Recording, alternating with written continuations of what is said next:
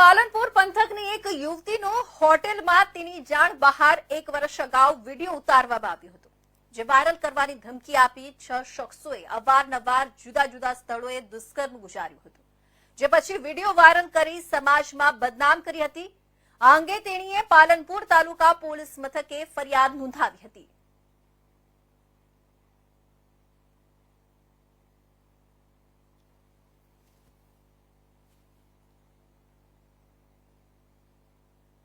ગઈ તારીખ 10/3ના રોજ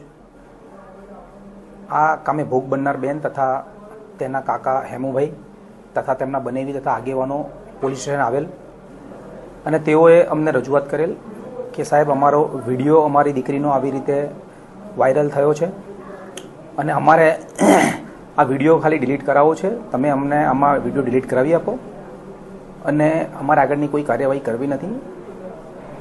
જેવો અમારા ત્યાં બનાવ અમને જાણવા મળ્યો તરત અમે અમારી સી ટીમ દ્વારા તે દીકરીનું કાઉન્સેલિંગ કરવામાં આવેલું. અમે તાત્કાલિક આ બાબતે ઉપરા અમારા એસપી સાહેબ છે તેમને જાણ કરી, અમારા ડીવાયએસપી સાહેબને જાણ કરવામાં આવી અને તેમની સૂચનાથી દીકરીનું કાઉન્સેલિંગ કરવામાં આવ્યું. તેમજ એમના જે કાકા અને એમના બનેવી એને આવ્યા હતા તેમને સમજ કરવામાં આવી કે આવા બનાવો બનતા રોકવા માટે આપણે આગળ આવવું પડે અને તમારે પોલીસ તમારી સાથે છે, પૂરેપૂરો સહકાર તમને જ્યાં પણ જરૂર પડશે અમે બંદોબસ્ત આપીશું, પણ તમે બિલકુલ ગભરાઓ નહીં. અને એમને અમે અમારા એસપી સાહેબની સૂચનાથી દીકરીને સમજ કરી અને આ કામે આગળની ફરિયાદ લેવામાં આવેલી છે. આ બાબતે દીકરી સાથે અલગ અલગ રેસ્ટોરન્ટ હોટલોમાં 5 થી 6 જગ્યાએ તેનો બીભત્સ વિડીયો કે જે એક આરોપી જુવેનાઇલ છે તેને ઉતારેલો અને તે વિડીયો તેને તેના બીજા મિત્રો રાહુલ સામળભાઈ ફોક, દીપકભાઈ નરસંગભાઈ ફોક, શુભમભાઈ ઘેમરભાઈ ભૂતડિયા,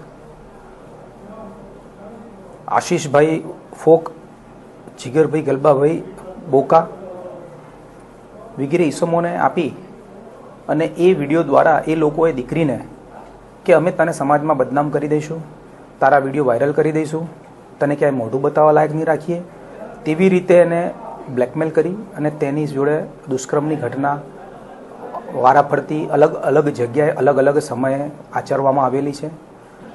આ બાબતે તાત્કાલિક ધોરણે અમારા એસપી સાહેબની સખત સૂચનાથી એલસીબી, એસઓજી તથા લોકલ પોલીસની ટીમો બનાવી અને આરોપીઓને પકડવાના ચક્રો ગતિમાન કરેલા છે. તેમાં એક જુવેનાઇલ જે બાળ કિશોર અપરાધી છે એને અમે હસ્તગત કરી અને તેના વિરુદ્ધમાં ધોરણસરની કાર્યવાહી કરવામાં આવેલ છે અને બીજા જે આરોપીઓ છે તેને શોધવા માટેની પ્રક્રિયા ચાલુમાં છે.